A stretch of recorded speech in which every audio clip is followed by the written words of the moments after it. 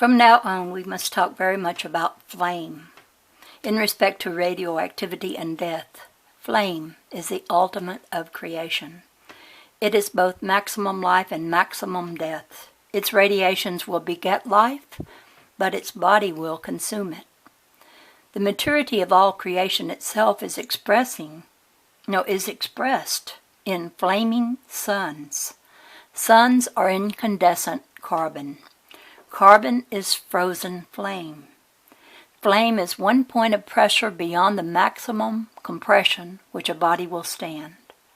Flame is the effect of the explosion which releases the compression at that ultimate point. Compression heats. Flame is maximum heat. Life cannot live without heat. It is created by heat and must have it. Radiation gives you that heat. It is good for you. It warms you to normalcy of temperature. It expands your body cells in perfect attunement with their compression sequences.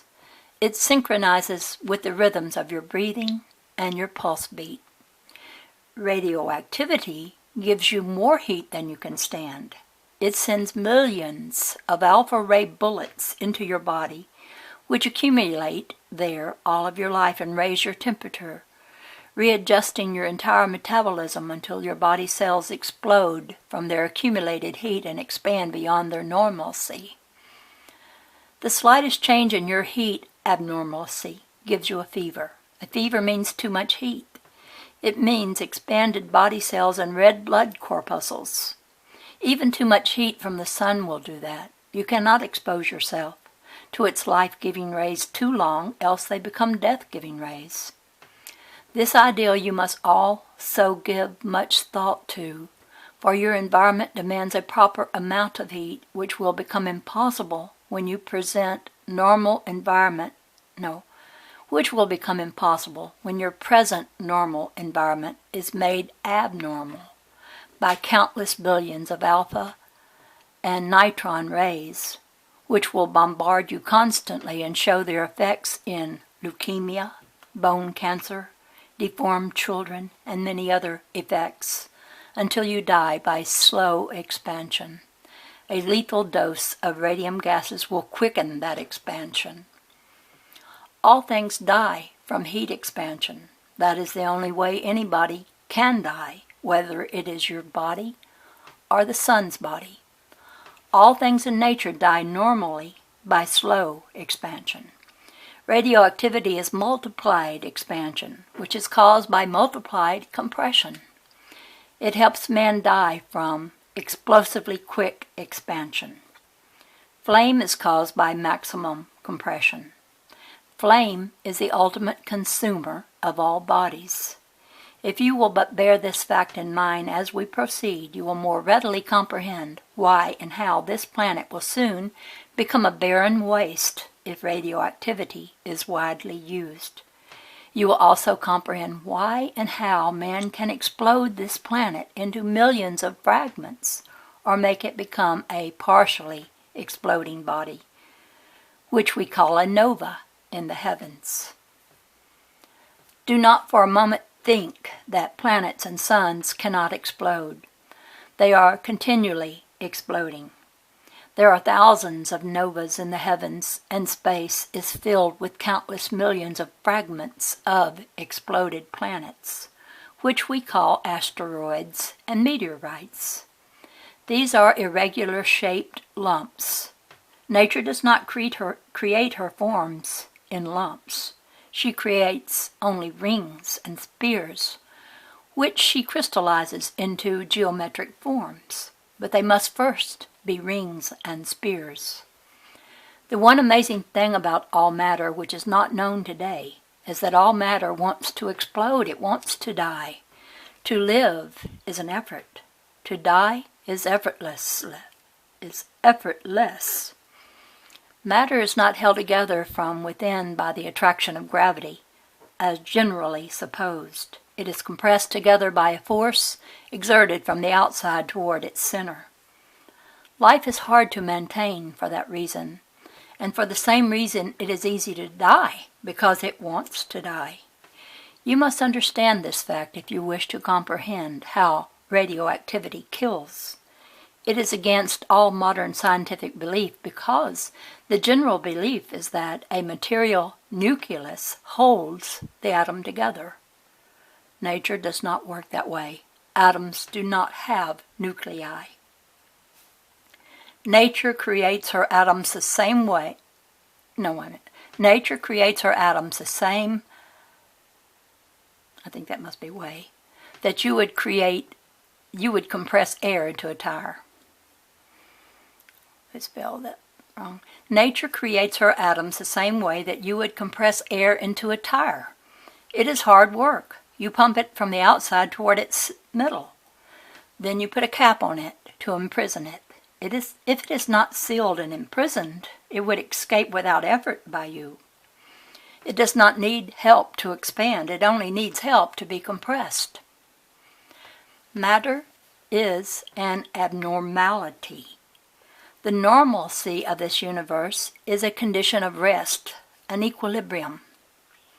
Matter is not an equilibrium. It is created condition which divides a resistant equilibrium.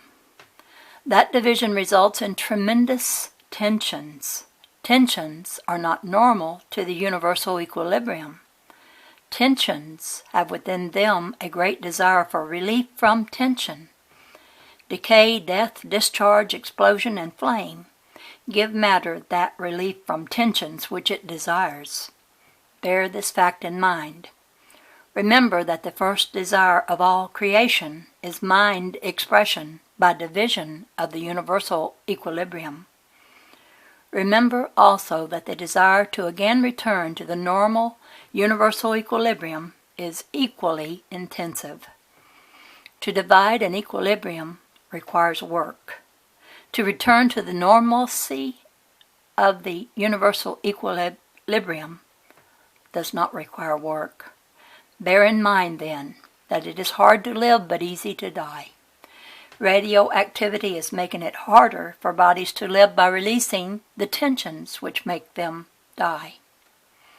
Later in this book you will find that every atom is exactly like your tire. It is an electrically compressed ring with a hole in it.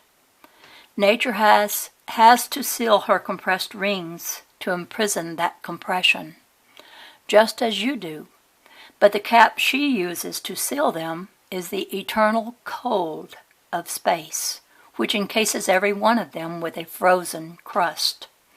That keeps the heat sealed inside, as it does to our earth. It seems strange to speak of the frozen crust of the sun, but it is frozen.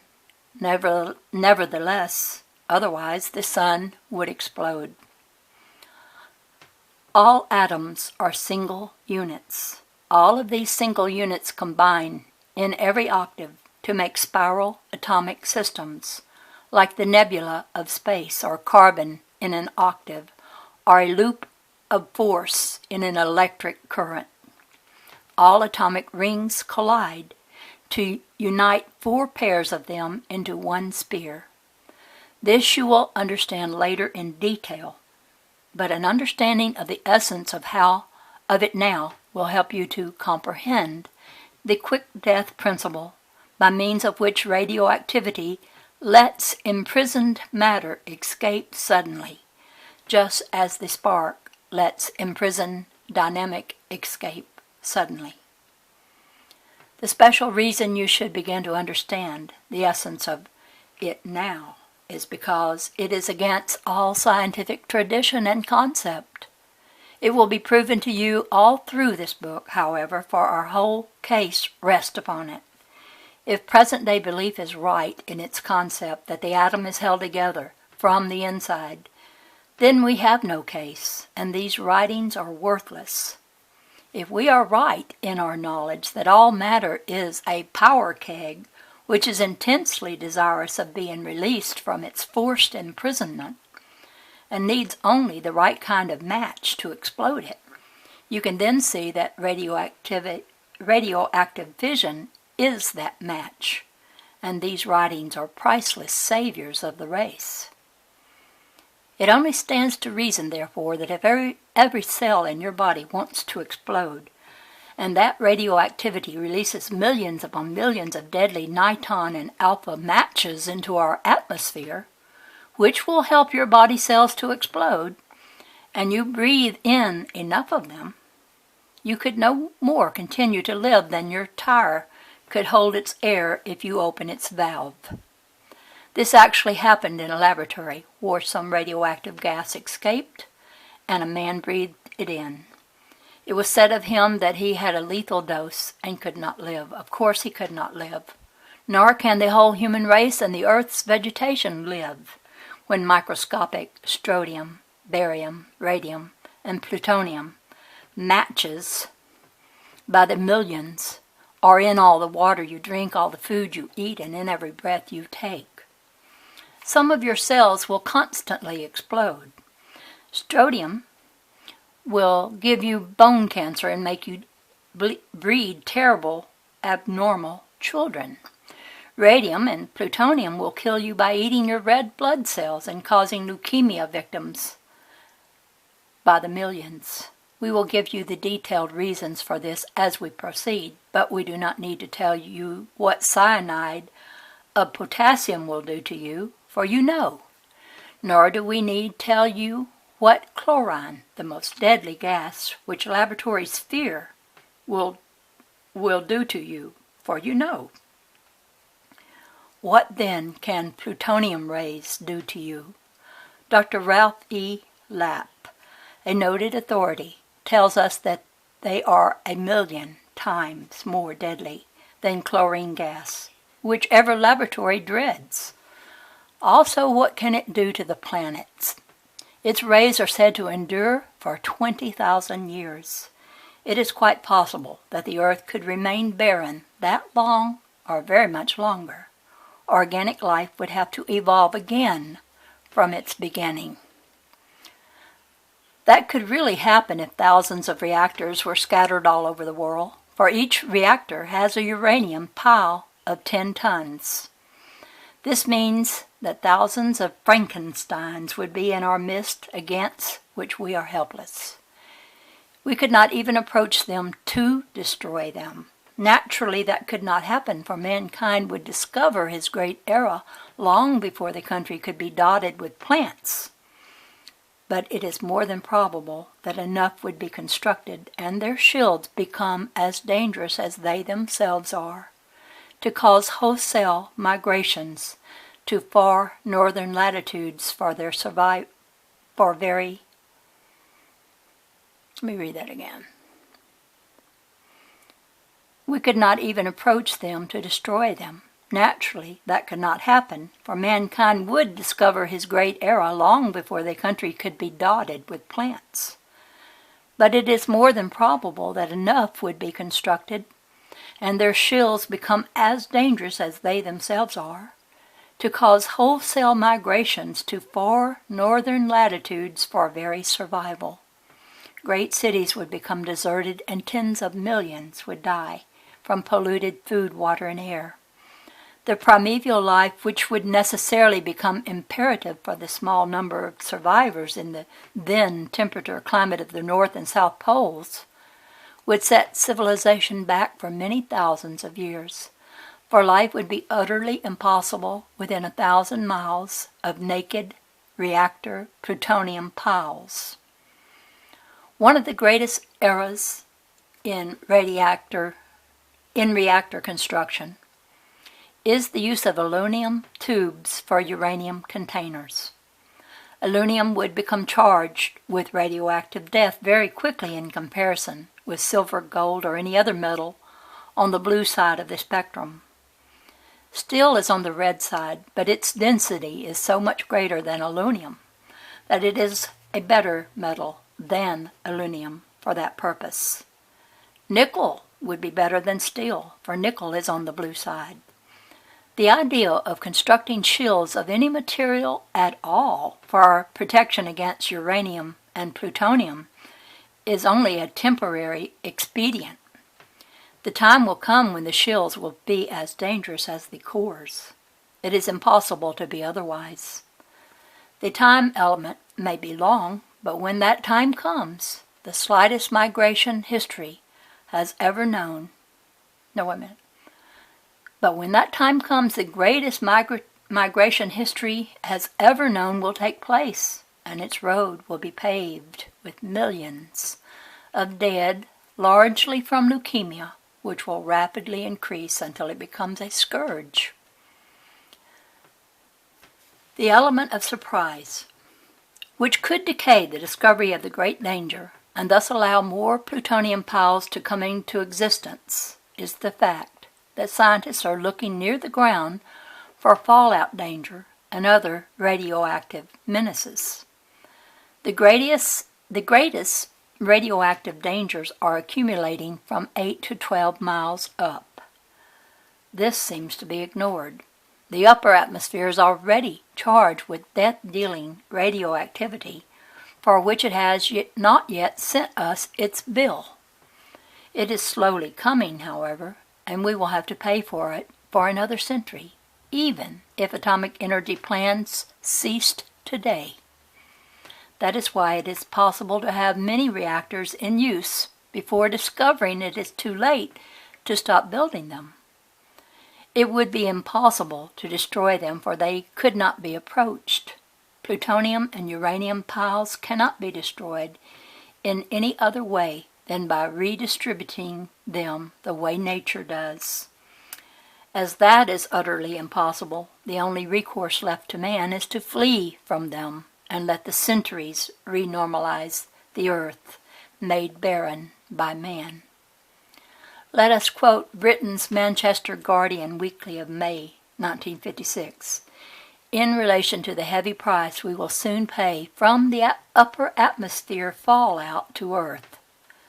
Since records have been kept, the amount of radiostrontium, which has fallen out on Britain, has multiplied 6 times. In 1948, radioactivity to roughly 2,000th of a gram of radium has fallen out on each square mile of countryside. Since then, the rate of deposition has increased, and now the equivalent of nearly 6,000th of a gram of radium are settling each year, and there is plenty more of it to come. And this is 2014, so you can imagine we have those. This is me interjecting. We do have all those reactors scattered throughout the land. When we could get energy from the sun and wind. Why don't we do that? Why do we want to kill ourselves? Because people get rich off of killing. That seems to be what it is. Now, to continue with this. The concentration of radioactivity 8 miles up is some 200 times greater than it is at ground level. Between 10% and 20% of this is thought to settle upon the earth each year. We know that you are wondering why these radioactive elements will so violently kill when others will not hurt you. We will answer this question very explicitly for you, but for the present, our answer is that they will not kill if left where nature put them to perform the beneficial service intended of them. They are all good in their place. In fact, they help to create the very water you drink and make humus for the soil, which gives you food. God's whole plan is good. When man upsets that plan, he makes for himself that which is called bad. Let us give you an example of our meaning. It is good and healthful for you to sit upon a great granite boulder with the sun shining warmly upon you. All of its radiations are good, for they are in normal balance with the pulsation frequencies of every cell of your body. Now, if you bombard that 100-ton boulder and take it all apart, you will obtain 14 ounces of uranium and 2 pounds of thorium. If you then sit upon that, you will soon die from the explosions caused in your body cells. You can also produce other metals which will not hurt you from that boulder. You can obtain 1,000 pounds of titanium 180 pounds of manganese, 70 pounds of chromium, 40 pounds of nickel, 10 pounds of tungsten, 5 tons of iron, and 8 tons of aluminum. The reason why these tons of metals will not hurt you and why the few ounces of thorium and uranium will hurt you is the reason why it is now necessary to know the relation of life and death of organic bodies to the elements of matter of which they are composed. For this reason, we again repeat the great simple basic fact that all death is caused by expansion and all life is caused by compression. We also repeat the as yet unknown fact that life deeply desires to live, but has to work hard to keep sufficiently charged to maintain life, while death can fulfill its desire to die without effort. To charge a body with life takes time and much effort, but a discharge can be timeless and without effort. The flash of a short circuit is not only a good example of this fact, but is a demonstration of its proof. If you will but submit this new thought to your reasoning, you will see the naturalness and significance of it. Death means rest or cessation of motion. Sound is motion created with an effort, but it ceases without effort. If it is an effort for you to arise and work, but it is no effort for you to cease working and rest. It is an effort to heat a rod of iron, but the rod will cool without effort. You must therefore realize that all things will die normally and naturally without help. That is what radiation is. Multiplied expansions. Expansion means helping matter to expand quickly, and that is what radioactivity is. The use of nuclear fission, therefore, vastly multiplies the difficulty of living things to keep alive by vastly aiding them to die. The mystery which we will clarify in this book is to tell how man can be master of life through knowledge instead of letting death master him through ignorance. The first essential in knowing how to gain this control is to first realize the profundity of the basic facts above stated and regulate all cause of normal death to normal expansion and all quick death to abnormal expansion. Add other details to this afterward. Do not say that he died of arsenic poisoning, for there is no poison in the purposeful things of nature which must fulfill their purposes. He died of abnormal expansion due to contracting a higher voltage electric current than his body could stand. That was the cause of his death. It was radioactive electrocution, not poisoning. This example will apply to all radioactive effects which we shall describe herein. The lethal dose of radioactive emanation which killed the laboratory worker heretofore mentioned was not a poison, nor was it a chemical death. He died by electrocution, slow electrocution which consumed 2 weeks of time to slowly expand enough to kill. As our last word, before taking the next simple step in our clarification, let us remind you that this universe of motion is entirely electrical. Every effect of any nature whatsoever is basically electric. Whatever happens in any way stems from the electric current. To know just one wave unit of the electric current is to know all there is of the construction of matter, or the cause of any effect of motion whatsoever. We tell our students constantly that the secret of creation lies in the octave wave. Therefore, know the wave. We likewise tell our students who are doctors, are chemists, lawyers, metallurgists, astronomers, or inventors, that they must first be electricians. We likewise say the same thing to the humanist, poet, or missionary. First be an electrician. Know the electric current if you wish to control people, matter, or your destiny. The chemist and the musician must use of the same octave tonal scale. And the clergyman who knows its rhythms is vastly more fitted to balance human problems. We say to all men in all professions and all walks of life, from the statesman to him who wills a hoe, if you would know your universe of motion, your relation to it, and your control over it, first thoroughly know just one cycle of an electric current and the still fulcrum from which it has its being. And the next will be the supreme mystery of life and death.